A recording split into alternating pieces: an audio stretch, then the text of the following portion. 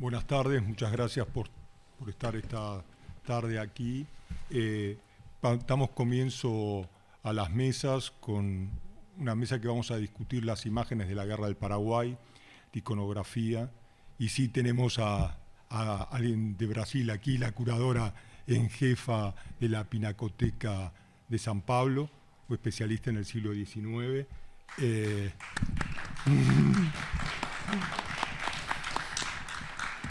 A Gabriel Pelufo Linari, que fue director durante 20 años del Museo de Bellas Artes Municipal de Montevideo, el Museo Blanes.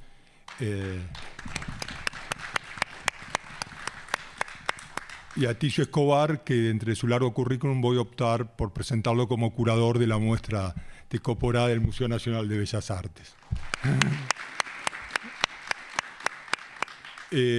Por lo tanto, aquí estamos presentes los países en conflicto, y tal vez pensar desde las imágenes, de esa iconografía realizada durante la guerra, en las distintas soportes y variantes que han tenido en los 4 países, es central para pensar esas diferencias y esas similitudes, esas distintas tradiciones visuales que conforman el Río de la Plata y el Brasil. En ese punto, creo que esta mesa va a permitir separar un poco la visión que tenemos tan fuerte en Argentina de asociar la Guerra del Paraguay con una única imagen, que es la de Cándido López, ¿no? Que para eso va a haber una discusión mañana entre Horacio González y Daniel Santoro sobre Cándido López. Entonces, discutir las imágenes de Cavisuí, las imágenes de la tradición académica brasileña, y discutir de una manera muy particular, como va a ser Gabriel, las fotografías o los trofeos de la Guerra del Paraguay, va a permitir ampliar ese horizonte tan acotado, no tan asociado al de que tenemos en la Argentina del éxito de un pintor de Cándido López que se convirtió en imagen de la guerra. Así que empezamos. Gracias, Valeria. Sí, empezamos por el Império. Por el Império. E eu começo, obrigada, Roberto, por esse convite, e eu começo, na verdade, me desculpando por falar português, mas eu vou tentar fazê-lo de maneira que vocês possam, na medida do possível, me compreender. Eu não ousaria jamais usar o meu portunhol nessa situação um pouco mais formal. Eu gostaria de começar dizendo que eu não sou exatamente uma especialista em iconografia da Guerra do Paraguai, mas que eu me aproximei dessas obras no contexto de uma investigação um pouco mais ampla sobre a pintura de paisagem nos diversos países da América. E foi justamente o Roberto Amigo quem me chamou a atenção para o fato de que, quando se pensa a pintura de paisagem no contexto americano, é preciso levar em conta o seu entrecruzamento com os outros gêneros artísticos, né? E, nesse sentido, principalmente com a pintura de história e a pintura de batalha. E chego, então, à Guerra do Paraguai e as pinturas mais marcantes feitas no Brasil sobre esse conflito, no contexto desse conflito. Na verdade, as pinturas brasileiras datam principalmente da década de 1870, e, portanto, são imediatamente posteriores ao final da guerra. E elas representam o apogeu da pintura de história no contexto da Academia Imperial de Belas Artes do Rio de Janeiro, por diversos motivos, mas principalmente por confrontar os 2 artistas mais importantes naquele momento, que foram formados justamente pela Academia, e que são Pedro Américo e Vitor Meirelles, e também porque em nenhum outro momento da história do Brasil os cofres públicos investiram tanto dinheiro na produção de pinturas de grande porte para celebrar um conflito, uma guerra. E, na verdade, as imagens que nós vamos ver e as imagens que foram pintadas e produzidas por esses artistas falam menos da guerra e mais da vitória do Brasil. Portanto, foi um projeto político do Império Brasileiro de promover, obviamente, esse sentido nacionalista e esse sentido verdadeiramente imperial, digamos, né, de uma nação poderosa, de uma nação que poderia se impor, não é, aos seus vizinhos, tanto no sentido bélico quanto no sentido artístico, não é? É um projeto político de colocar a arte a serviço do Estado, a serviço da propaganda do Estado. Como, enfim, essas pinturas são muito conhecidas e eu não saberia por onde começar, qual delas tratar primeiro, eu decidi começar por aquelas que estão mais próximas de mim, pelas que pertencem à coleção do museu onde eu trabalho, a Pinacoteca do Estado de São Paulo.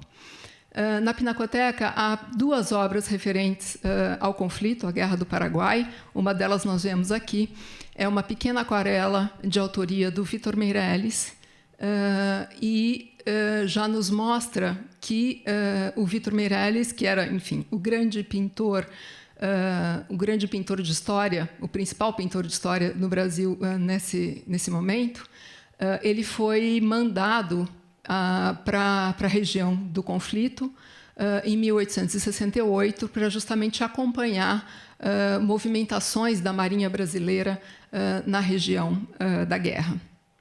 Ele viveu por 2 meses lá e tomou, enfim, foi testemunha, por exemplo, da tomada da fortaleza de Humaitá.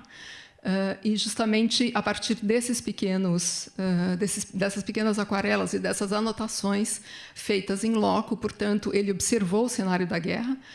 A partir daí é que ele vai compor as suas 2 obras mais importantes referentes a esse conflito. A próxima imagem, por favor. Pois não.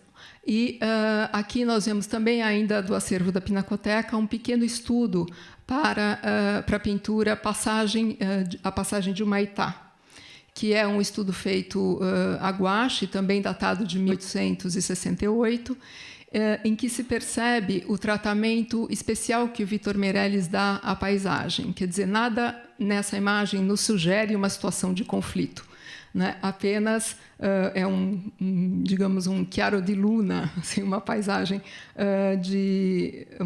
noturna, em que ele descreve, na verdade, a situação paisagística mesmo do lugar e muito menos a batalha. Mas a composição final, que nós vemos na próxima imagem, é uma das pinturas que ele expõe, portanto, é uma das pinturas encomendadas pelo Ministério da Marinha ao Vitor Meirelles e que ele expõe no Salão do Rio de Janeiro de 1872, portanto, 4 anos depois de ele ter estado no cenário da guerra. É uma pintura já de grandes dimensões, uma pintura de quase 5 metros de largura. E, novamente, nós podemos observar aquilo que é uma característica da pintura do Vitor Meirelles, principalmente dessas pinturas de batalha, é que para o observador é quase impossível ver o conflito, não é? Ele não representa, de fato, digamos, a batalha em si, mas apenas esse cenário de caos e de destruição, não é, que se adivinha por essa cena absolutamente tomada de fumaça, de fogo, e em que o rio tem cor de sangue. Enfim, ele só sugere esse cenário de destruição mais do que descreve exatamente a batalha como ela ocorreu. E no momento em que o Vitor Meirelles expõe essa obra, eu acho que na próxima imagem a gente pode ver a segunda. Não. Na verdade, eu trouxe aqui uma outra versão da Batalha de Humaitá, feita por um pintor chamado Eduardo Di Martino, que é um oficial da Marinha italiana que foi contratada pelo Império Brasileiro para também acompanhar a movimentação da esquadra brasileira e nas suas diversas batalhas e registrar, portanto, todas essas movimentações. E é curioso que o Eduardo Di Martino também é um pintor que expõe nos salões no mesmo período em que o faz Vitor Meirelles e o Pedro Américo, mas é um pintor que não tem nenhum sucesso da crítica, assim, ele não tem nenhuma atenção da crítica, embora ele seja um pintor muito mais eficaz no que diz respeito a uma iconografia de fato da guerra. Então, como se percebe, o que se buscava nesse momento era reconhecer o fato heróico de o Brasil, de o Império Brasileiro ter vencido a guerra, muito mais do que uma descrição de como teriam sido essas batalhas. O próximo, por favor. Pois é, o Vitor Meirelles, no momento em que ele expõe, em 1872, as suas principais obras sobre a Guerra do Paraguai, que são a Passagem de Humaitá, que nós vimos há pouco, e a obra que nós ainda vamos ver a seguir, que é o Combate Naval de Riachuelo. Ele é o pintor de história consagrado do Brasil. Ele é um orgulho nacional, digamos. Ele é o primeiro pintor que tem toda aquela história, claro, de ser um jovem pobre, sem recursos, que ganhou a simpatia de gente influente, foi levado para o Rio de Janeiro, ingressou na Academia de Belas Artes, se destacou muito como aluno da academia e foi enviado para a Europa, onde ele se aperfeiçoou e conseguiu o maior feito que um artista brasileiro poderia ter conseguido naquele momento, que é ser aceito para expor no Salão de Paris de 1861. E ele justamente expõe essa pintura, que é a primeira missa no Brasil, e que é imediatamente consagrada quando ele volta ao Rio de Janeiro como a primeira grande pintura histórica realizada por um pintor brasileiro. E que é, na verdade, uma espécie de até hoje, uma espécie de uma certidão de batismo. Assim, né? É uma obra que está em todos os livros de história, que qualquer brasileiro pode identificar. É uma obra muito famosa e é muito presente no imaginário dos brasileiros. Mas o que é principalmente o aspecto que eu gostaria de destacar aqui é a utilização da paisagem na pintura do Vitor Meirelles.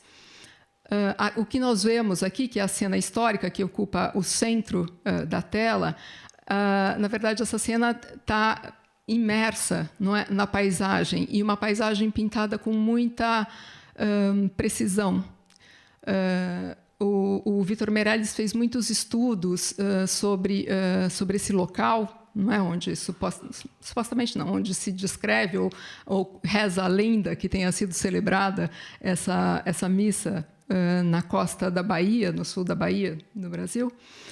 Mas a maneira como ele faz, digamos, em que ele entrecruza, ou em que ele relaciona a narrativa histórica com a paisagem, faz com que a paisagem seja também um personagem dessa narrativa. E esse é um dado bastante significativo da pintura dele e que estará presente em que será uma das grandes características do estilo do Vitor Meirelles na sua pintura histórica. E que a gente pode ver na segunda pintura mais conhecida da sua carreira, que é a próxima, que é a Moema, não é? É um tema literário do Brasil, também de um romance bastante conhecido, e em que uma nativa, enfim, se apaixona por um português, pelo colonizador português, que obviamente a abandona e ela nada atrás do navio tentando alcançá-lo e morre afogada, e o corpo dela é, portanto, retornado à praia. Enfim, é um desses temas do indianismo romântico da década de 1860 no Brasil, e que o Vitor Meirelles vai desenvolver nessa imagem, que também se torna uma imagem bastante icônica no contexto da arte do século XIX no Brasil, e que, novamente, nós vemos essa conexão, não é, entre a narrativa, que é o corpo dessa mulher, quer dizer, um nu feminino na paisagem, um tema absolutamente clássico na arte desde o Renascimento, e que ele atualiza no sentido de trazer essa paisagem, então, para uma paisagem caracteristicamente brasileira, e o corpo nu, então, sendo aqui o corpo de uma nativa. E a próxima imagem que nós vamos ver é, portanto, de volta, então, a passagem de Humaitá, apenas para reafirmar, então, a importância do Vítor Meirelles como esse grande pintor de história, esse primeiro grande pintor reconhecido como tal no Brasil, e que, no mesmo salão em que ele apresenta a passagem de Humaitá, ele apresenta também a obra seguinte, que é o Combate Naval do Riachuelo, que é uma obra que tem uma história bastante curiosa. A próxima imagem, por favor. Que é uma obra que tem uma imagem bastante curiosa, uma história bastante curiosa, porque ela foi, obviamente, recebida com grande boa vontade pela crítica da época, e foi a obra escolhida para decorar o pavilhão brasileiro na Exposição Universal de Filadélfia, em 1876. Essa obra foi levada, portanto, para os Estados Unidos e foi completamente destruída no retorno ao Brasil. E o Vítor Meirelles, transtornado, obviamente, com a destruição da sua obra-prima, repintou a mesma pintura num formato ainda maior alguns anos depois. Essa versão, então, portanto, que existe hoje no Museu Histórico Nacional do Rio de Janeiro, é uma versão já feita em 1882, portanto, 10 anos após a pintura original. E o que, de novo, eu gostaria de chamar a atenção para o fato de que não é uma cena de batalha, propriamente dita. Não é? É uma cena de triunfo do vencedor, como cabia ou como queria o encomendante da pintura, que era a Marinha Brasileira. Não é? E essa cena de triunfo, desculpe a comparação mal feita, mas me parece muito um carro alegórico de carnaval, assim, não é? Porque o personagem vem em triunfo na ponta do barco, saudando os vencidos, né? Na verdade, que são, enfim, os personagens aqui em primeiro plano da pintura. Nesse mesmo salão em que essas duas obras foram expostas pelo Vítor Meirelles, apareceu também, ou foi inscrita, uma pintura de um artista bastante jovem naquele momento, um artista de 28 anos, que tinha acabado de chegar da Itália, e eu peço a próxima imagem, por favor. Um artista que tinha acabado de chegar da Itália, era um artista desconhecido ainda no Brasil, e que, com essa pintura chamada Batalha de Campo Grande, não é, que se refere a uma das últimas batalhas da guerra, com essa pintura ele se arrisca, digamos, né, e tenta se impor numa estratégia bastante ousada como um pintor de história que vem rivalizar com o grande nome da época, que é o Vítor Meirelles. É uma pintura feita pelo Pedro Américo sem encomenda nenhuma. Ele faz justamente para chamar a atenção do imperador, e ele consegue, porque imediatamente ele é contratado pelo Exército Brasileiro para executar outras pinturas que venham a falar do conflito. Não é? Aqui, nessa pintura, a gente vê na figura principal, que ocupa o centro da tela, o Conde de, que era, nesse momento, o comandante das tropas aliadas, e nessa etapa final, em que a guerra já estava praticamente ganha. Enfim, não é? Essa é uma batalha, aliás, bastante vergonhosa, mas, de qualquer forma, o Pedro Américo, para ele, era importante de alguma forma exaltar a figura do Conde de, que seria o herdeiro do trono, né? Seria o próximo imperador, e portanto, cair, de certa forma, nas graças, não é, do Estado brasileiro, para continuar, então, se afirmar a sua carreira de um pintor de história. E, imediatamente após, ele recebe uma encomenda para realizar a sua obra mais ousada referente à Guerra do Paraguai, que é a imagem que a gente vê a seguir. Pronto. Essa é uma obra bastante, enfim, ousada, como eu já disse. É uma pintura de quase 9 metros de comprimento. Eu acho, bom, enfim, não vou me arriscar a dizer, mas certamente é uma das maiores já produzidas pela arte brasileira, por algum artista brasileiro, nesse momento. De certa forma, o que eu gostaria de, então, chamar a atenção para esse confronto que se coloca a partir do momento em que o Pedro Américo mostra essa obra pela primeira vez no Rio de Janeiro, que é no Salão de 1879, em que o Vitor Meirelles também expõe uma outra cena de batalha, embora não seja uma cena referente à Guerra do Paraguai, mas é uma batalha ocorrida entre os portugueses e os holandeses no século XVII. Mas esse Salão de 1879, de fato, polariza a crítica brasileira entre os defensores de um e de outro artista. E se cria um embate absolutamente nunca visto no jornal, e não sei se já se repetiu em algum outro momento.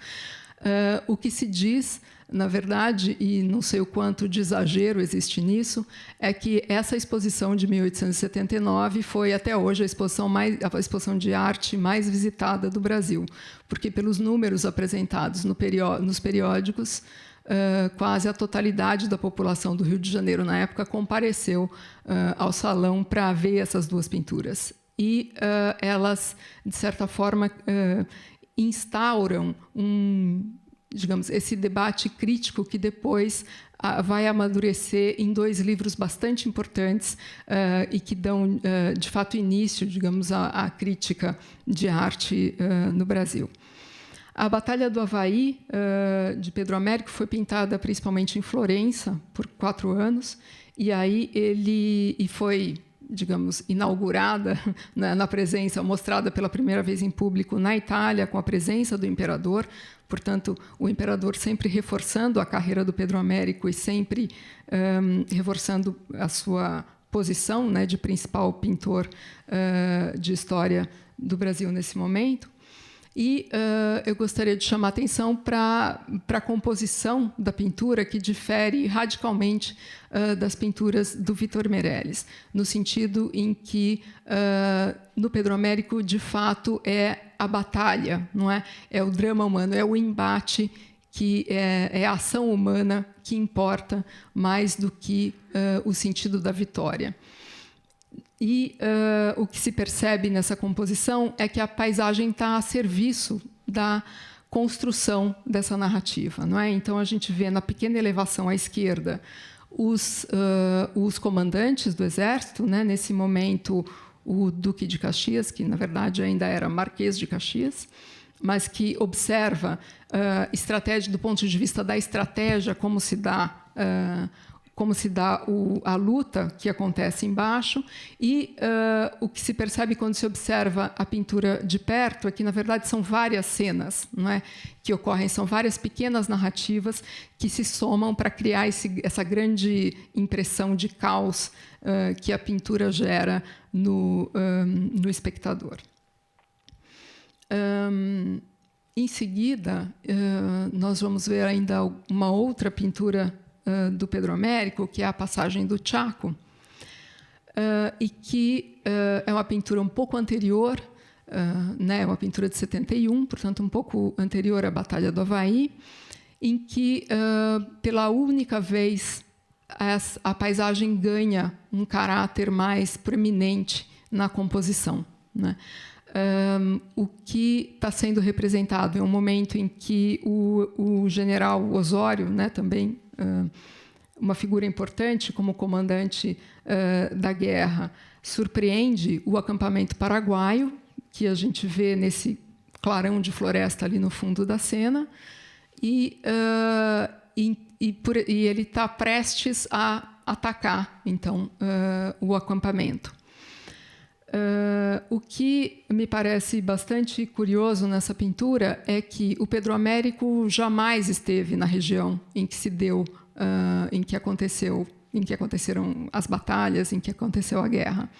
E todas as reconstituições que são feitas por ele são feitas a partir dos relatos dos combatentes e de correspondências frequentes que ele tem, tanto com o general Osório quanto com o Caxias. E são esses dados, então, que vão fornecer os elementos a ele para as composições que ele vai fazer. E me parece bastante curioso como ele reimagina essa vegetação, essa paisagem, quase como a floresta tropical brasileira, não é? Porque ele nunca viu essa paisagem. E aí o Chaco, propriamente, que é o local onde se dá a batalha, aparece sugerido por esse curso d'água à direita da paisagem, à direita da cena, e o que caracteriza exatamente uma situação de fronteira, não é? Esse exército ou esses soldados saem da floresta, ou seja, de um território que pode ser o Brasil, atravessam essa fronteira para surpreender o acampamento paraguaio. E, portanto, ele, de certa forma, faz a paisagem também descrever a cena, não é? Ele caracteriza aí o exército identificado com essa vegetação e o território paraguaio sugerido por esse curso d'água que aparece à direita da cena. E é, de fato, o único momento em que a paisagem tem alguma importância como cenário numa pintura, principalmente numa das pinturas de batalha do Pedro Américo. Em seguida, eu trouxe algumas obras, novamente, do Eduardo de Martino, apenas para lembrar o fato de que, obviamente, esses dois, né, Pedro Américo e Vitor Meirelles, foram os principais pintores brasileiros durante todo o século XIX, mas os principais a criar essa iconografia da vitória do Império Brasileiro na Guerra do Paraguai, principalmente.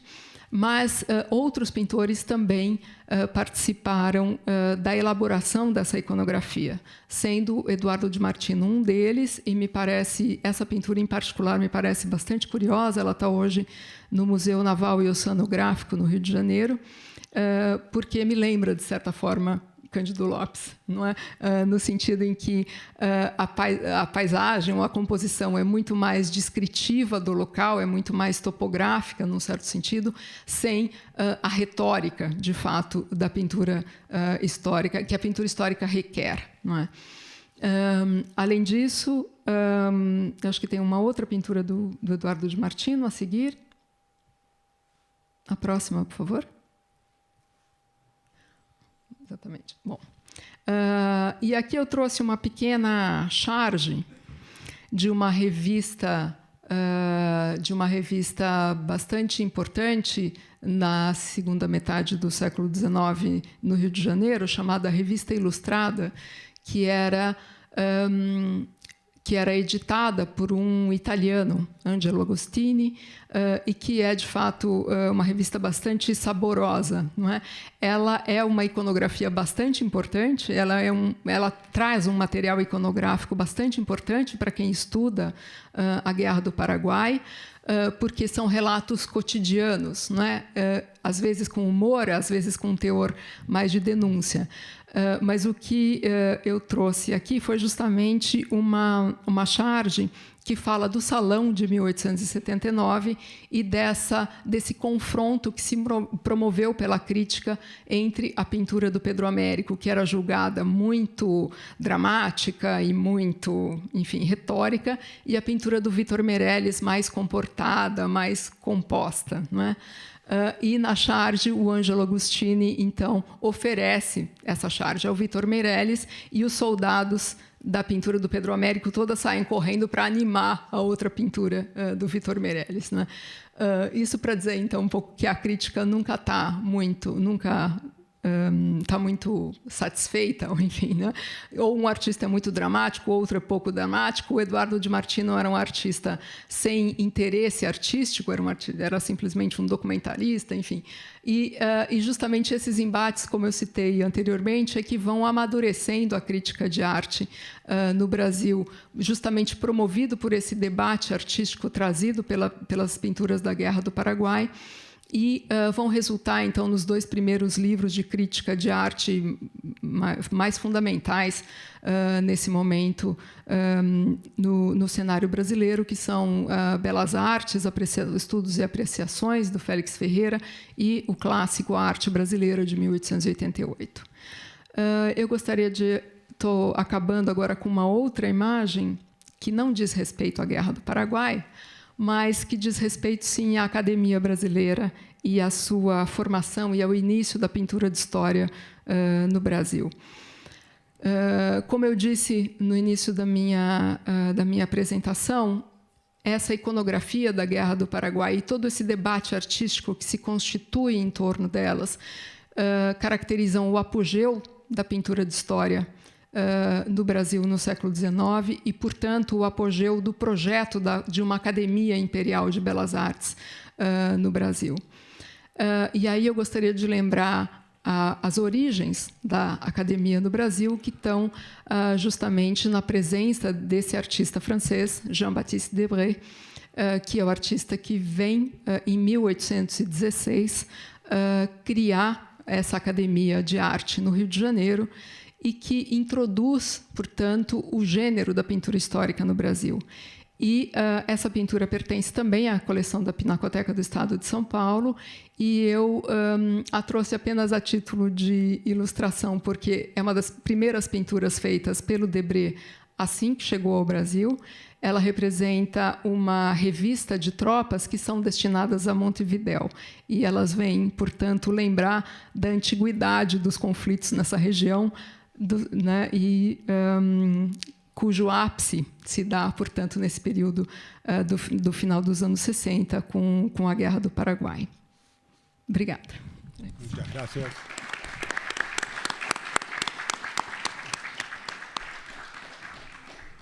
Muchas gracias, Valeria. Continuamos y después abrimos alguna discusión. Ticio. Bueno, muy buenas tardes a todos, a todas. Muchas gracias por invitarme a participar de este coloquio sobre Más allá de la guerra, que tiene como trasfondo efectivamente la exposición de Couperin y que se abre a imaginar escenarios diversos para reactivar la memoria de la guerra desde lugares distintos y en pos de proyectos diversos, ¿no? Precisamente pienso que el hecho de partir de imágenes nos permite, o es como una posibilidad de comprender ese otro lado de la guerra, esa posibilidad que tiene la imagen siempre de imaginar, valga la repetición, no solamente lo que está, sino lo que falta, o no solamente lo que dice, sino lo que calla, y más aún si son imágenes poéticas o imágenes del arte que están siempre oscilando a uno y otro lado de la representación, impidiendo que se suture absolutamente una sola significación en torno a lo que muestra, ¿no? Entonces pienso que en este caso una cosa es conmemorar la guerra también, y digo conmemorar en el sentido de memorar o tratar una memoria en conjunto, pensar, reflexionar desde distintos lugares que la memoria puede ubicarse en torno a un hecho que a todos nos duele, ¿verdad? Y la imagen misma producida en ese momento puede dar pistas interesantes y reveladoras acerca de qué posibilidades de leer un otro lado de la guerra u otros intersticios o repliegues que no aparecen directamente expresados en los textos y en las reflexiones acerca de la guerra. Yo voy a referirme específicamente a uno de los periódicos que es El Cabixuí. Durante los inicios mismos de la guerra, en la última etapa mismo, en la prensa paraguaya, el semanario de Carlos Antonio López ya comenzaba a acusar rastros acerca del conflicto, y posteriormente surge una serie de periódicos a partir de 1867, que algunos de los cuales duran muy poco tiempo: El Centinela, Cacique Lambaré, La Estrella, Cabixuí, etc. ¿Verdad? Pero yo voy a referirme específicamente a las imágenes de Cabixuí, aunque también hay imágenes interesantes en otros periódicos, porque creo que esa es la que mejor condensa ese momento de una imagen que, acorralada en un límite, es forzada como a expresar una serie de situaciones que escapan a la mera lectura o exposición de la guerra. Y quisiera hacerlo en términos relacionados, por cierto, con Tecoporá, en cuyo contexto se inscriben y se exponen. Hay una exposición de varios grabados, que son grabados originales de Cabixuí y en este caso también de Centinela, que se exponen en la muestra de Tecoporá. El hecho de que aparece este fenómeno extraño que fue la ilustración de 400 pequeñas xilografías que aparecen como irrumpen en un escenario casi imprevisto, es decir, difícil de explicar incluso en su origen, y están ahí adquiriendo una potencia muy fuerte que no puede dejar de ser relacionada en un momento con otros momentos del grabado popular latinoamericano, como es el grabado del nordeste brasileño o el grabado de las hojas volanderas mexicanas, ¿no? Que tienen como similitudes quizás, no sé si tanto formales o estilísticas, pero sí como una pragmática de imagen parecida en ciertos momentos. Y también hay dos situaciones. Una tiene que ver con el carácter popular de estos grabados y otro tiene que ver con el hecho de que los mismos surgen en situaciones de emergencia muy dramática y son convocados por la radicalidad extrema de esas situaciones, y como convocados casi diría no se sabe dónde, aparecen, están ahí. Un poco como la tesis de que muchas veces es el desastre, son los desastres de la guerra, un tema que, por cierto, Bertolt Brecht y Benjamin han nombrado bien, en que hay como un acopio de fuerzas desesperadas que se traducen en imágenes y quizá no hubieran ocurrido o no hubieran estado ahí si no hubiesen sido como presionadas por situaciones tan potentes como las que le hicieron surgir. En cierto sentido, el arte es un poco una situación de crisis, es una situación en la cual el tiempo está dislocado, está desquiciado, para usar una imagen conocida, y como evoca como fantasmas, espectros, situaciones, o hace florecer como figuras o poéticas que están quizá dormidas, o quizá no estarían, o existen simplemente allí, o aparecen, o toman fuerza en esa situación. El hecho que en plena guerra aparezcan estas imágenes hace que, por eso me interesa más trabajar Cabixuí o referirme a Cabixuí, porque se hacían en pleno frente de batalla. Y las otras, como el Centinela, por ejemplo, se hacían en Asunción, en la calle del Atajo, hacían con imprentas más o menos establecidas. En cambio, Cabixuí iba siguiendo en San Fernando, en Paso Pucú, iba siguiendo el curso de los acontecimientos, y los soldados iban ahí sobre la marcha, sobre la situación misma apremiante y en situaciones absolutamente difíciles en que se encontraban, porque toda la imposibilidad de importación por el bloqueo que existía de los aliados hacía que tanto el papel tuviese que ser fabricado como las propias tintas tuvieran que ser improvisadas, y el apuro de dar cuenta de producir estas imágenes, ¿no? Y yo hablaba del carácter como segunda característica que me interesaba recalcar, el carácter popular, en el sentido de que no solamente proveniente de sectores que pertenecen a un origen más bien rural, salvo un caso de Saturio Ríos y en alguna colaboración de Alejandro Rabiza en el diseño de algunos de estos grabados. Todos los 9 grabadores de Cabixuí pertenecían a un origen popular totalmente desconocido. No es solamente por ese origen, sino por el hecho de que su obra tiene como un sentido de contrahegemónico, de abrir un camino diferente al camino oficial, en este caso marcado por López, que era una estética epopéyica, nacionalista, conformadora de las nacionalidades según un cierto esquema regional con la cual se escribía los grandes momentos alegóricos que figurarían y conformarían la retórica de la nación decimonónica.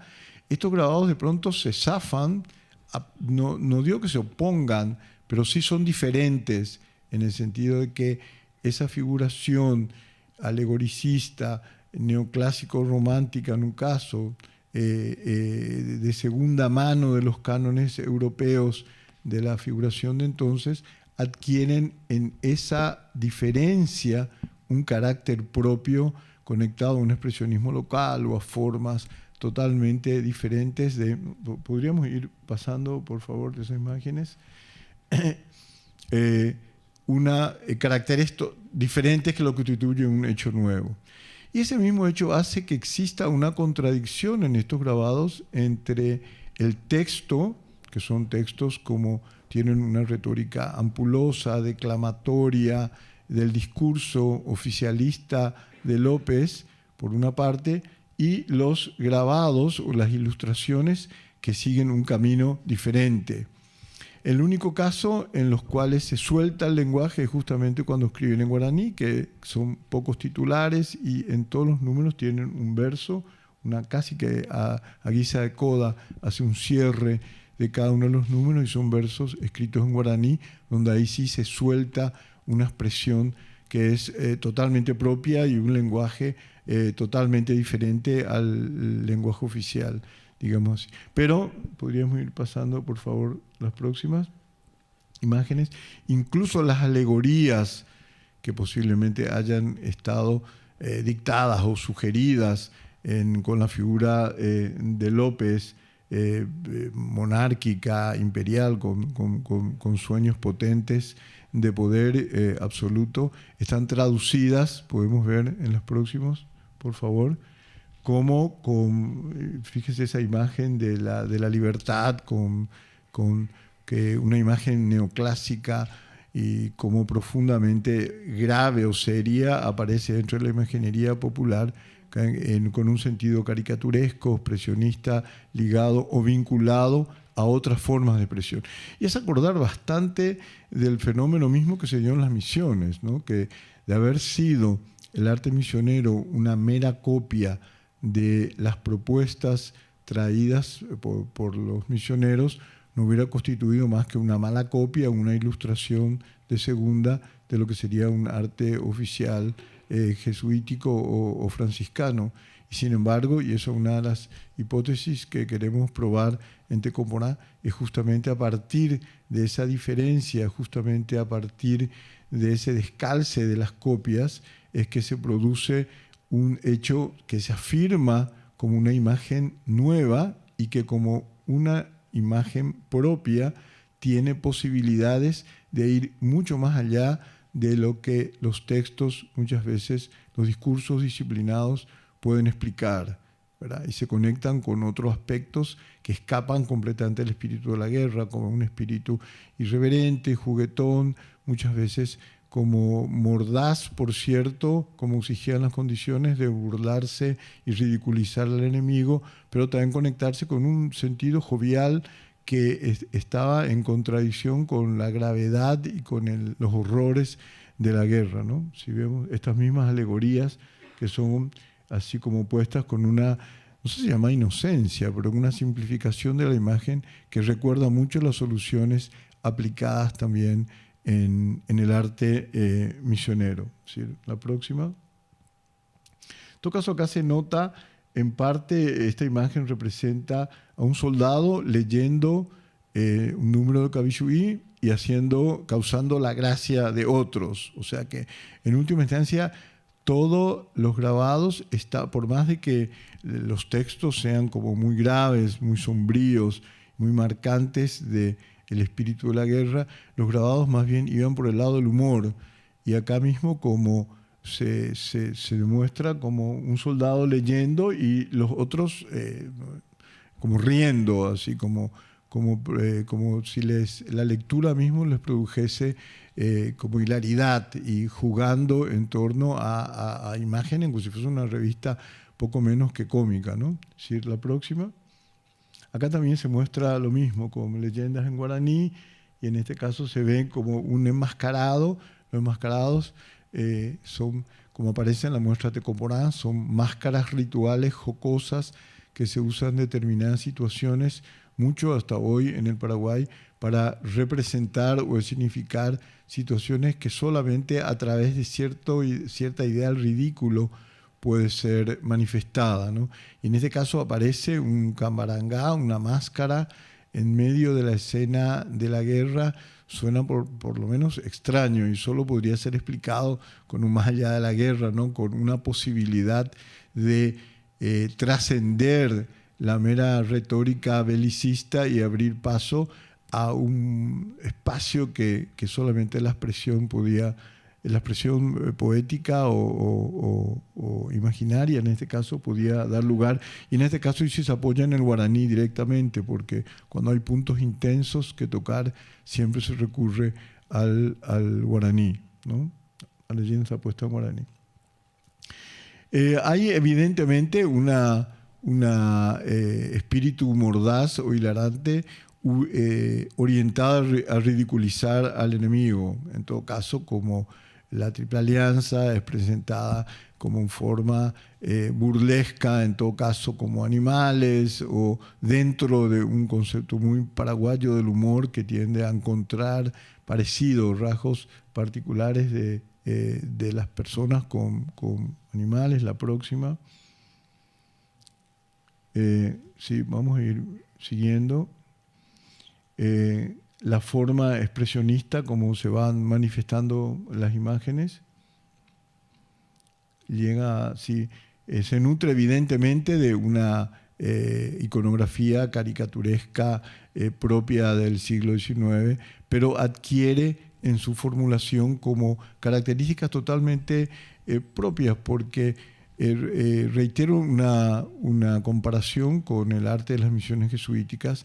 Tampoco no era solamente un problema de que era una copia de segunda mano, y que en la diferencia del arte latinoamericano, la copia de la copia es un buen aliado de la creación de un nuevo producto, como si los sucesivos trasuntos, al ir deformándose, adquiriesen la posibilidad de cobijar verdades diferentes y traicionar al modelo e ir como perdiendo el hilo de lo que podría ser una imagen matricial o una imagen a ser copiada, ¿no?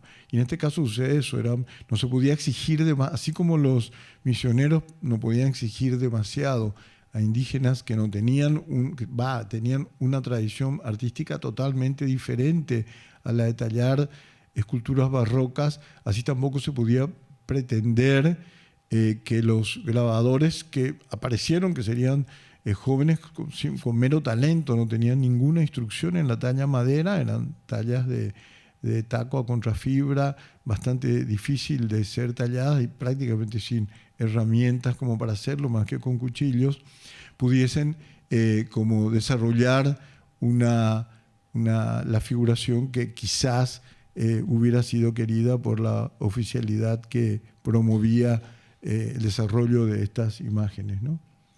La próxima. En todo caso se ve como el espíritu muy conectado con toda una imagen popular que aparece y se va forjando durante la colonia y continúa en Paraguay hasta ahora. Ahora, ¿de dónde es raro pensar de dónde surge? Porque evidentemente muy pronto estos grabadores comenzaron a adquirir no solamente una habilidad y una destreza, sino una capacidad expresiva de jugar con esos elementos y pasar imágenes pasar mensajes a través de esas imágenes. Y ciertas hipótesis, como planteaba, suponía o dejaba aventurar Josefina Pla, que podrían ser continuadoras del grabado misionero, grabado que se hizo en las misiones jesuíticas, resulta muy poco probable porque habían pasado 150 años de la hechura de esos grabados y no hubo ninguna línea de continuidad ni ninguna escuela que pudiese conectar la enseñanza de una cosa con otra, ¿no? Lo mismo Vázquez aventura la posibilidad que en el Paraguay colonial existía la práctica de tallar naipes en grabados de madera y con bastante habilidad, tanto que se exportaban antes de la guerra como naipes tallados. Y podría ser que alguno de los soldados grabadores hubiera estado vinculado con esa práctica, pero aún así es muy difícil establecer un vínculo. Es una hipótesis posible, pero aún así no alcanzaría a explicar la potencia de una expresión explosiva que se dio y apareció con una potencia muy fuerte. No sé si vamos pasando algunas de las imágenes. Ahí está la ridiculización de Mitre, del Conde de Eu, del Marqués de Caxias, de todas las grandes figuras. Podríamos ir pasando para dar simplemente una idea de que evidentemente hay como un intento guerrero, pero siempre hecho a través del humor y a través del ridículo, ¿no? Es decir, que es la firma de la Triple Alianza. Vamos a pasar, que en todo caso son los aliados, obviamente los blancos, de la mordacidad y de la ironía, la forma como suponían que los brasileros reclutaban a los soldados, sacándolos por la fuerza de sus casas. Evidentemente tiene una intención propagandística así bastante clara. Por otra parte, es innegable la riqueza que podría ofrecer y que ofrece a los historiadores del arte la interpretación de los contenidos históricos de una iconografía que haría las delicias de Roberto Amigo, y las ha hecho, de hecho, porque él ha escrito un libro sobre este tema. Es decir, la próxima, la siguiente. También en este caso las figuras de las mujeres sangrando con peplos, como si fuesen figuras así alegóricas, neoclásicas. La próxima. O el valor de la mujer, una mujer luchando con un jaguarete, con un jaguar en plena selva, que es una forma de animar también la presencia de las mujeres en la guerra, o las mujeres ofreciéndose, en este caso, para alistarse en los ejércitos y empuñar las armas, ¿no? Que de hecho mujeres, o madres ofreciendo armas a sus hijos para que peleasen en la guerra. Es decir, la próxima.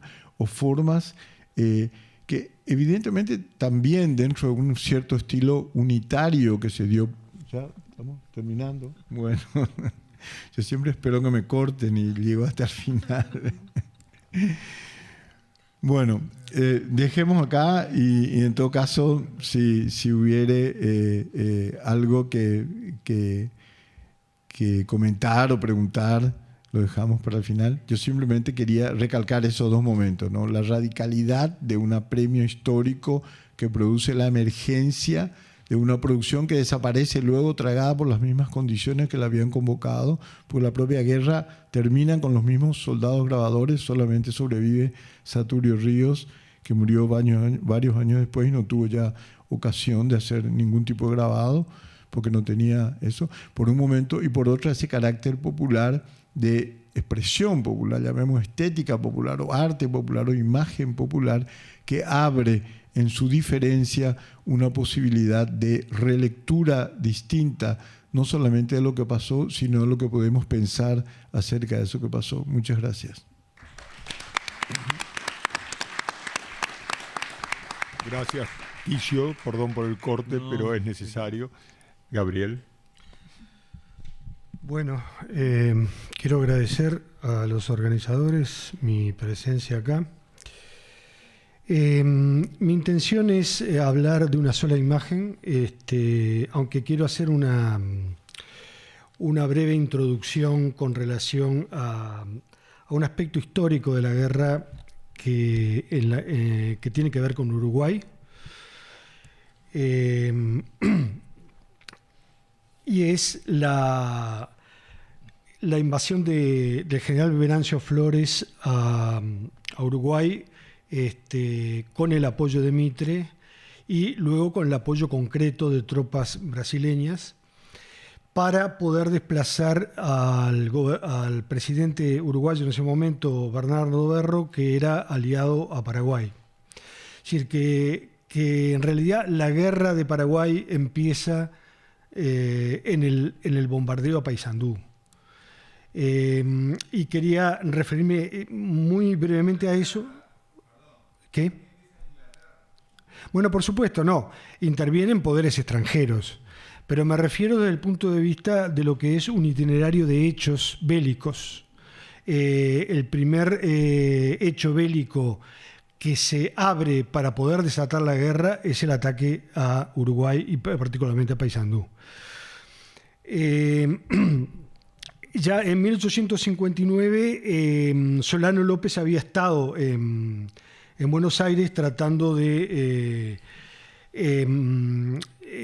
mediar en el conflicto de Urquiza con Mitre, ¿no? Allí es donde es fotografiado y luego de esa foto sacará Blanes la pintura que no se sabe dónde está. Luego vienen las batallas de Mitre y Urquiza en el 61 y en el 63, el 19 de abril, Venancio Flores entra en la llamada Cruzada Libertadora a producir ese golpe de Estado en Uruguay. El 6 de enero del 64, la Armada Paraguaya captura en el Mato Grosso al buque brasileño Anambay y en el 64 mismo se crea, con una intención del mitrismo, digamos, aparentemente anexionista respecto a la banda oriental, pero se crea ya la iniciativa de la guerra contra Paraguay, ¿verdad? El plan argentino-brasileño, digamos. Ahora, hay un hecho curioso al cual me quería referir brevemente antes de entrar en la imagen que voy a considerar, que es el hecho del... ¿Podemos pasar a la siguiente imagen? No, perdón, ustedes se están salteando imágenes, por favor. No empieza acá, empieza antes. Empieza antes, más atrás. Bueno, la imagen siguiente, por favor. Esto que parece una escena de la guerra del Paraguay es en realidad el bombardeo a Paysandú. Y es un bombardeo que lo realiza la escuadra brasileña al mando del almirante Tamandaré, que es el mismo que va a actuar en la guerra del Paraguay hasta cierto momento. Y este bombardeo se produce el 2 de enero de 1865. Allí son destrozadas todas las resistencias de la ciudad de Paysandú, fusilado el general Leandro Gómez, que era el jefe de la resistencia, con toda su plana mayor.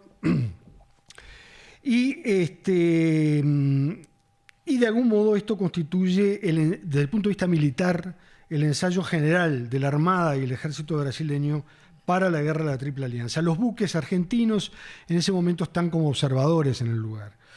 Blanes, Juan Manuel Blanes, el pintor, viaja el 28 de junio de 1864, regresa el 28 de junio de 1864 de Europa. Y el 12 de enero de 1865 viaja a Paysandú, o sea, 10 días después del bombardeo, para pintar la escena. Ahora, lo interesante, me parece mencionar de paso, es que viaja hacia Concepción en la nave argentina Guardia Nacional, que estaba al mando del comandante José Murature, y Blanes llama ahí en cartas a su hermano, a Leandro Gómez, héroe del Plata. Blanes aparece absolutamente afiliado, tenía cierta tradición blanca, del Partido Blanco, afiliado al gobierno de Berro y luego al de Aguirre, que es destronado por Venancio Flores, y realiza dibujos y demás, y le dice a su hermano una carta: no me puedo acomodar a estar lejos de mi familia, sobre todo cuando se está en un pueblo como Paysandú, cuyo aspecto solo provoca el llanto. Es una carta del 22 de enero. Sin embargo, pasamos al siguiente, por favor. La pintura que realiza al regresar a Buenos Aires desde Concepción está ya pensada para vendérsela al enemigo. Es decir, la pintura que realiza toma un punto de vista que no es el Paysandú que le hace llorar, sino que es la vereda de enfrente, donde están pintados los buques brasileros bombardeando a la ciudad de Paysandú desde lejos. Blanes era muy práctico en este sentido, ¿no?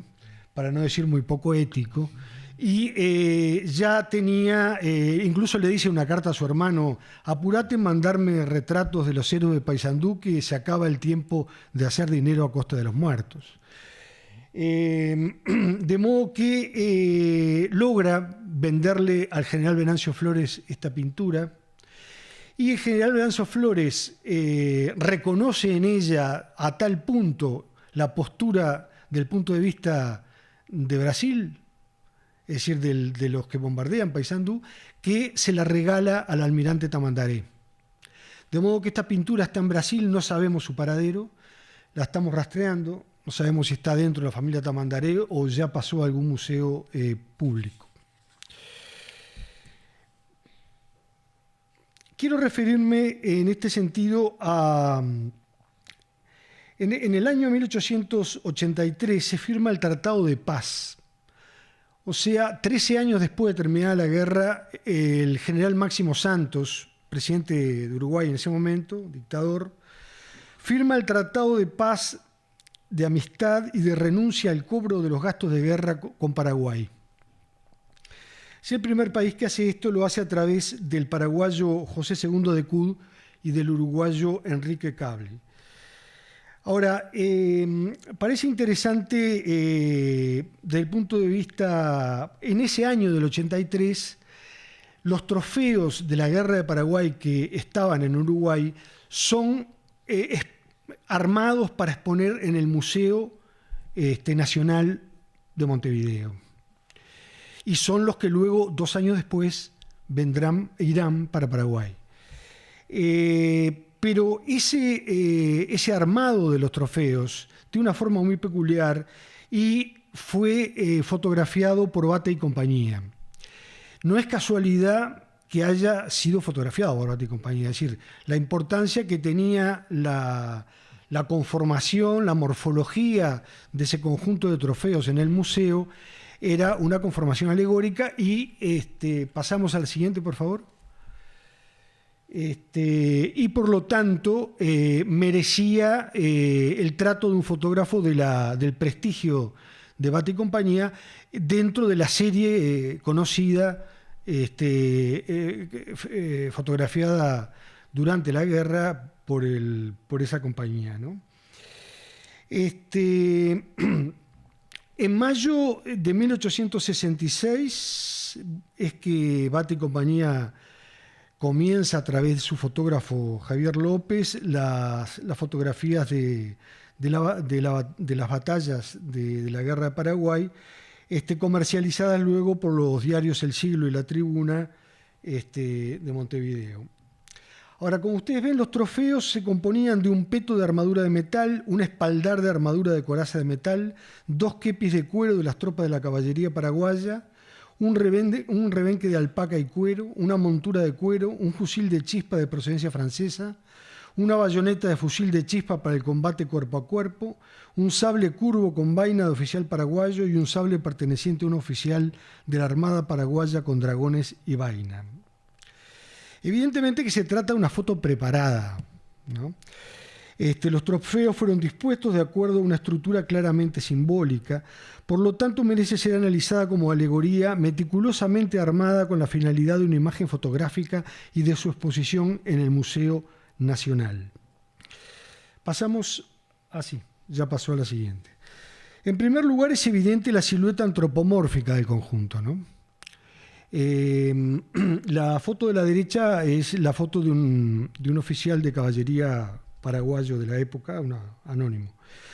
La imagen puede ser interpretada como la metáfora de la culpa. Evidentemente que existió este problema de la culpa no solo dentro del gobierno uruguayo por el cisma que la guerra abrió entre el Partido Blanco y el Colorado, sino por las propias protestas dentro de la población. Del arrepentimiento que se vale del recurso antropomórfico para plantear la fantasía de una reconstrucción simbólica del héroe anónimo paraguayo. Aquí el individuo representa a la nación paraguaya.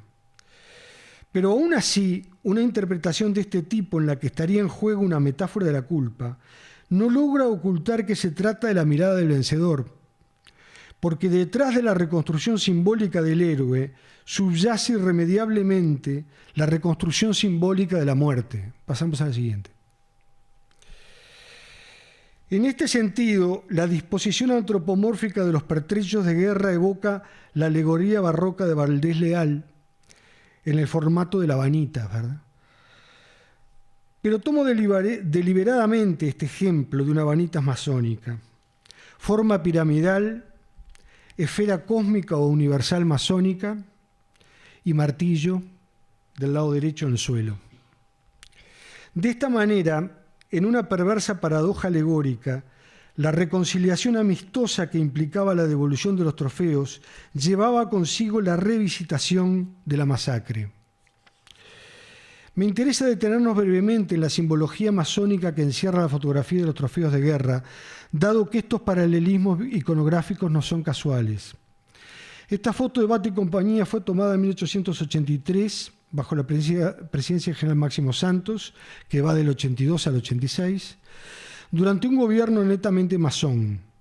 No solamente su edecán, el edecán de Santos, el general Esteban Pollo, era grado 33, sino que su ministro de gobierno, que era además miembro del Superior Tribunal de Justicia, era nada menos que el soberano gran comendador don Carlos de Castro, suegro del pintor Pedro Figari, creador en 1881 de la Constitución y Código de la Logia Gran Oriente de Uruguay.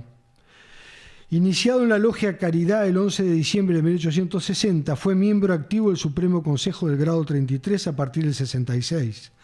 Más tarde, entre 1879 y 89, en pleno gobierno de Santos, ocupó el cargo de soberano gran comendador y gran maestro del Gran Oriente del Uruguay. Estos años del gobierno de Santos fueron de intensa actividad masónica, durante los cuales, además de obtener el reconocimiento de las más importantes potencias masónicas del mundo, el Supremo Consejo del Gran Oriente del Uruguay otorgó la carta patente de las logias Aurora del Paraguay número 66 y Sol Naciente de Paraguay número 74, que posteriormente dieron origen al Gran Oriente del Paraguay en 1895. Vamos a pasar a la siguiente, por favor. El papel jugado, estoy haciendo paralelismos morfológicos entre masonería y armado alegórico de los trofeos. El papel jugado por la Logia Gran Oriente y particularmente por el gran maestro Carlos de Castro como ministro de Gobierno en la preparación y devolución de los trofeos a Paraguay fue decisivo. Por eso, esta imagen posee un concentrado simbólico de alto voltaje masónico. José II de Cud, paraguayo, por su parte, ministro paraguayo, también colaboró en el acto desde su postura, al menos promasónica. No pude demostrar si lo era, pero creo que sí. Era amigo íntimo del doctor José Roque Pérez, reconocido masón argentino, con quien fundó el Club del Pueblo en 1869 en el marco del primer gobierno provisorio en Paraguay. Roque Pérez había en 1857 propiciado el Consejo Supremo del Gran Oriente argentino, ¿no? La próxima, por favor. Hay una significativa semejanza entre la proporción que guarda el dimensionado de las partes del cuerpo humano en la fórmula pentagonal de la masonería y la proporción que registra entre los elementos internos del trofeo, asimilable a dimensiones antropomórficas. La gravitación de la masonería uruguaya en Paraguay tuvo su origen en la devolución de los trofeos de la guerra de la Triple Alianza, pero también viceversa. Esta devolución tuvo lugar en función de una alianza masónica planificada. Fue Carlos de Castro, jefe junto con el general Máximo Tajes de la misión diplomática que envió el presidente Máximo Santos para devolver al Paraguay los trofeos, quien propició se le concediera el grado 33 al hermano Bernardino Caballero, presidente del Paraguay en ese momento y fundador de la Asociación Nacional Republicana, Partido Colorado, y figura gravitante de la política de ese país hasta la Revolución Liberal de 1904. Caballero había sido iniciado en una logia auspiciada por el Brasil y a la postre jugó un papel de primerísimo orden en la fundación y desarrollo de la masonería paraguaya. Pasamos a la siguiente. Y ahora a la siguiente. Como ustedes ven, en la figura esa que conforman las armas y las corazas, hay una suerte de puntum bartesiano, ahí de zona atractiva para la mirada, con un imán de la mirada, que se ubica en la cabeza virtual del androide metálico. Ese kepis de cuero usado por la caballería paraguaya está suspendido en un soporte vertical que recuerda otra alegoría muy recurrente en la iconografía republicana de los países latinoamericanos en el siglo XIX. La siguiente, por favor. Me refiero a la alegoría del gorro frigio. Lo encontramos en esta imagen donde las dos repúblicas hermanas mayores en la guerra de la Triple Alianza, Argentina y Brasil, se dan la mano. Creo que pertenece a una revista brasilera o Amolador. Es una litografía de 1878. Pasamos al siguiente. Vale decir que en esta imagen de los trofeos paraguayos confluyen elementos de la alegoría republicana de origen francés, me refiero al gorro frigio y toda la herencia de la Mariana de la República, de la alegoría masónica, como acabamos de ver, y de la alegoría barroca. Después de tanto esmero del gobierno dictatorial de Máximo Santos, puesto en prolijo arreglo simbólico de este racimo de pertrechos guerreros, la museografía actual de esos trofeos es obviamente otra. Pasamos a la siguiente. Actualmente se ha roto el protocolo de la alegoría original, desagregando el conjunto y sometiendo cada una de sus partes a la condición de objetos en el marco del Museo Centro Cultural de República, el Cabildo. La alegoría política ha sido sustituida por la taxonomía museográfica. La fotografía de Bata y compañía ponía en evidencia, en contraste con esta fotografía tomada hace apenas 1 o 2 años, el valor ritual que estos aún tenían en 1885 como portadores simbólicos de una gestualidad política regional, cuando las conductas diplomáticas operaban aún sobre la herida abierta de la guerra, bajo los códigos de sociedades secretas que tenían el poder decisorio sobre estos asuntos. Esa herida no se cerró en la conciencia colectiva del Paraguay ni de nuestros países. Pero el peso del cinismo generalizado en las élites gubernamentales del Mercosur ha contribuido a la neutralización política de las historias regionales y a un nuevo estado aséptico de la antigua museopatria. Nada más, gracias.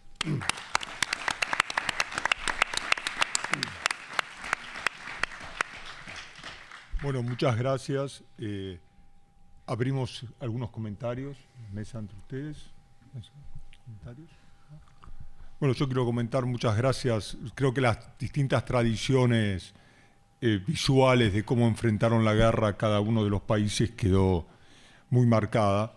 Y también marcado desde las cuestiones técnicas, ¿no? Creo que cada uno de los que hablaron aquí buscaron el objeto que hace al imaginario de la guerra en cada uno de los países.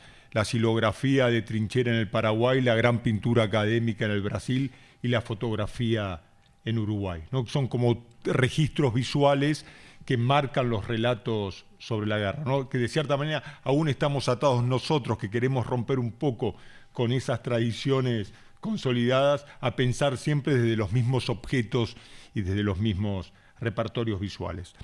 Tal vez el desafío es empezar a cruzarnos, ¿no? Que tal vez alguna vez lo hemos hecho, empezar a cruzar los materiales en esa gran exposición sobre la guerra del Paraguay que hace años que venimos planteando y que es imposible casi físicamente, ¿no? Habría que pensarla en otros términos de materialidad.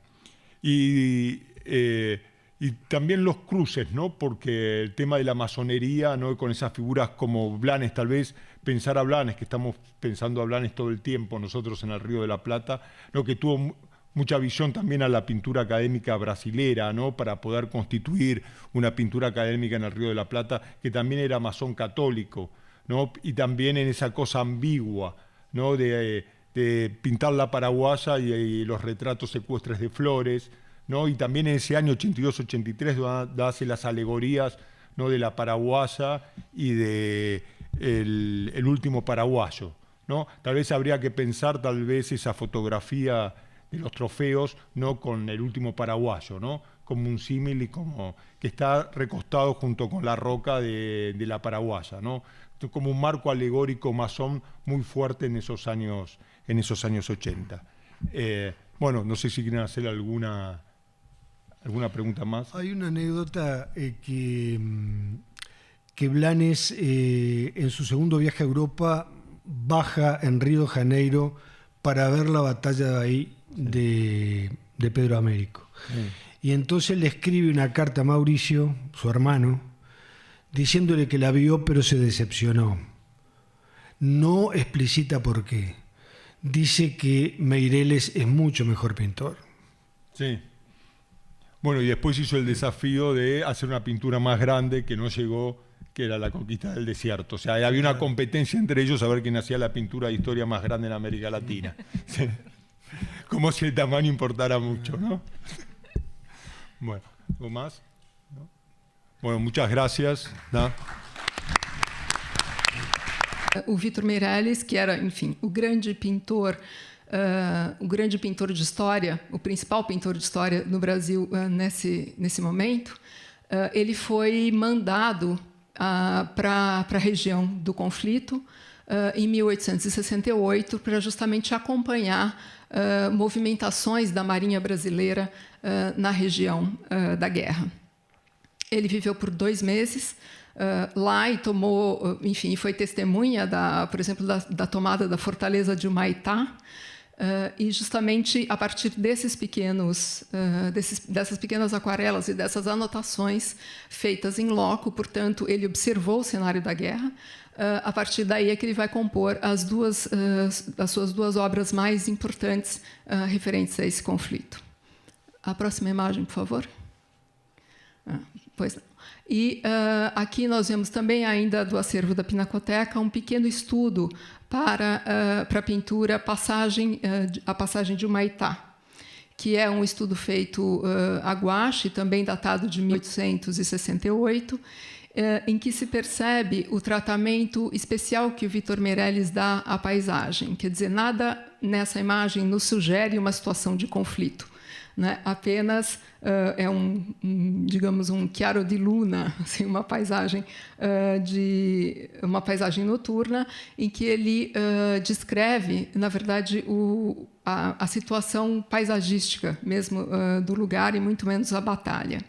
Mas a composição do Meireles, e também porque em nenhum outro momento da história do Brasil os cofres públicos investiram tanto dinheiro na produção de pinturas de grande porte para celebrar um conflito, uma guerra.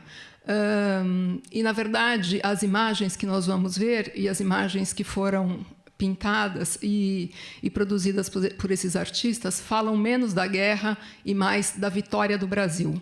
Portanto, foi um projeto político do Império Brasileiro de promover, obviamente, esse sentido nacionalista e esse sentido verdadeiramente imperial, digamos, né, de uma nação poderosa, de uma nação que poderia se impor, não é, aos seus vizinhos, tanto no sentido bélico quanto no sentido artístico, não é? É um projeto político de colocar a arte a serviço do Estado, a serviço da propaganda do Estado. Como, enfim, essas pinturas são muito conhecidas e eu não saberia por onde começar, qual delas tratar primeiro, eu decidi começar por aquelas que estão mais próximas de mim, pelas que pertencem à coleção do museu onde eu trabalho, a Pinacoteca do Estado de São Paulo. Na Pinacoteca há 2 obras referentes ao conflito, à Guerra do Paraguai. Uma delas nós vemos aqui, é uma pequena aquarela de autoria do Vitor Meireles, e já nos mostra que o meu portunhol nessa situação um pouco mais formal.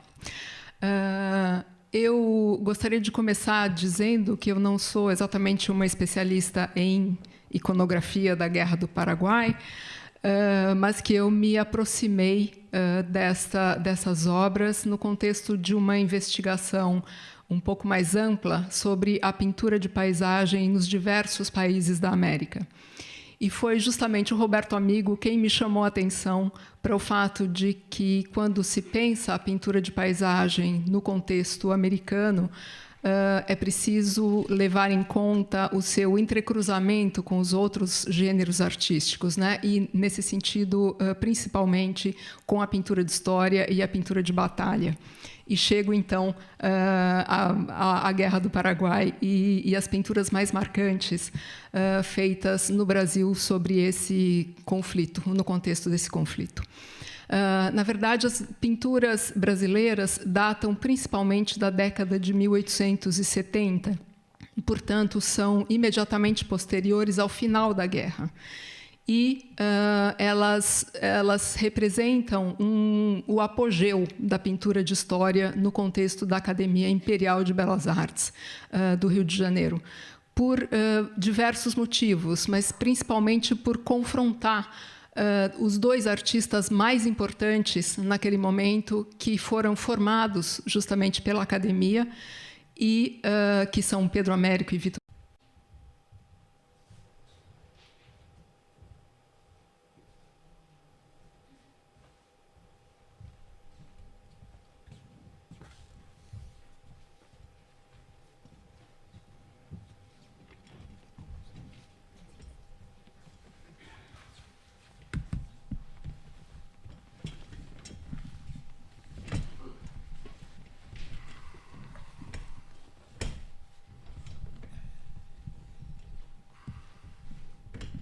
Buenas tardes, muchas gracias por estar esta tarde aquí.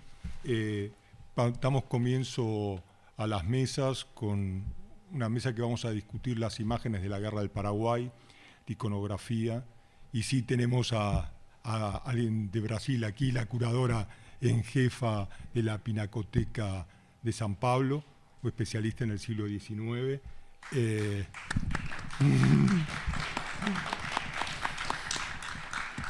A Gabriel Pelufo Linari, que fue director durante 20 años del Museo de Bellas Artes Municipal de Montevideo, el Museo Blanes.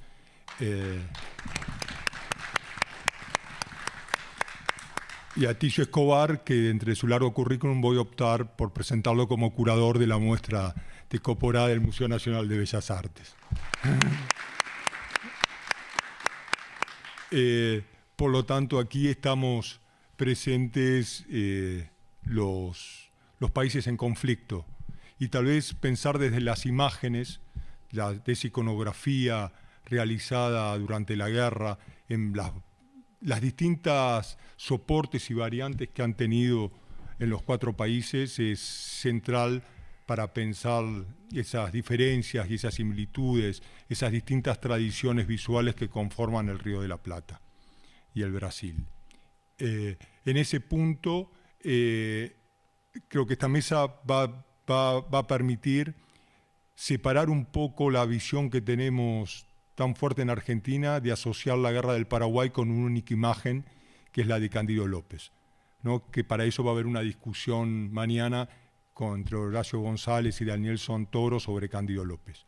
Entonces, discutir las imágenes de Cavisuí, las imágenes de la tradición académica brasileña, y discutir de una manera muy particular, como va a ser Gabriel, las fotografías o los trofeos de la Guerra del Paraguay, va a permitir ampliar ese horizonte tan acotado, ¿no? Tan asociado al de que tenemos en la Argentina del éxito de un pintor de Cándido López que se convirtió en imagen de la guerra. Así que empezamos. Gracias, Valeria. ¿Sí? Empezamos por el Império. Por el Império. E eu começo, obrigada, Roberto, por esse convite, e eu começo, na verdade, me desculpando por falar português, mas eu vou tentar fazê-lo de maneira que vocês possam, na medida do possível, me compreender. Eu não ousaria jamais usar